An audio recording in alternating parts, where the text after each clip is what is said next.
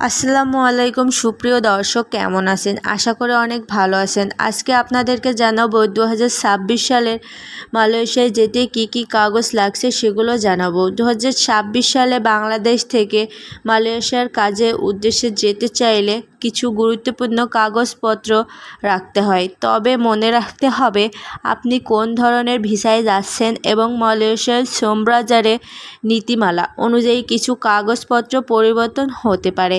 সাম্প্রতিক সময়ে বাংলাদেশ ও মালয়েশিয়ার মধ্যে শ্রমবাজার পুনরায় চালু বিষয়ে আলোচনা চলছে, তবে পূর্ণাঙ্গভাবে সব খাতে নিয়োগ স্বাভাবিক হয়েছে এমন ঘোষণা এখনও আসেনি। সবার আগে একটি বৈধ মেশিন রিভলভার পাসপোর্ট থাকতে হবে। সাধারণত পাসপোর্টের মেয়াদ কমপক্ষে 18 মাস থাকা ভালো, যাতে ভিসা ওয়ার্ক পারমিট প্রক্রিয়া কোনো সমস্যা না হয়। এরপর প্রয়োজন হবে পাসপোর্ট সাইজের সাম্প্রতিক রঙিন ছবি। সাধারণত সাদা ব্যাকগ্রাউন্ড ছবি চাওয়া হয় এবং ছবির মান পরিষ্কার হতে হবে। আপনার জন্য মালয়েশিয়ার নিয়োগকর্তার দেওয়া চাকরির অফার লেটার বা কর্মসূচি অত্যন্ত গুরুত্বপূর্ণ। এই কাগজ ছাড়া কাগজের ভিসার আবেদন করা সম্ভব নয়। মালয়েশিয়ার ইমিগ্রেশন বিভাগের অনুমোদনপত্র বা লাগতে পারে। এই অনুমোদন সাধারণত নিয়োগকর্তা সমগ্র করে থাকেন। স্বাস্থ্য পরীক্ষার সনদ বাধ্যতামূলক। নির্ধারিত মেডিকেল সেন্টার থেকে স্বাস্থ্য পরীক্ষা করে ফিটনেস সনদ নিতে হয়।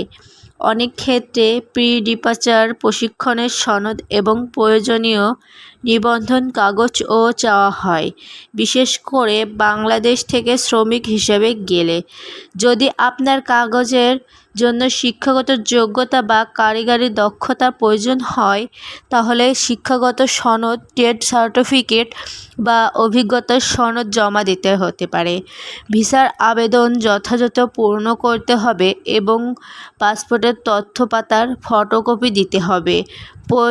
প্রয়োজনে অতিরিক্ত কাগজপত্র ও ইমিগ্রেশন কর্তৃপক্ষ চাইতে পারে।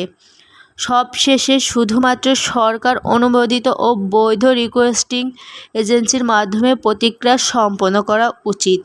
কোনো দালালের মাধ্যমে অতিরিক্ত টাকা দিয়ে যাওয়ার চেষ্টা করলে প্রতারণার ঝুঁকি থাকে।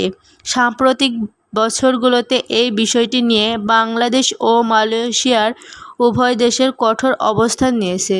তো পরবর্তী ভিডিওটি পেতে হলে এখনই সাবস্ক্রাইব করে নাও আমাদের ইউটিউব চ্যানেল। ধন্যবাদ।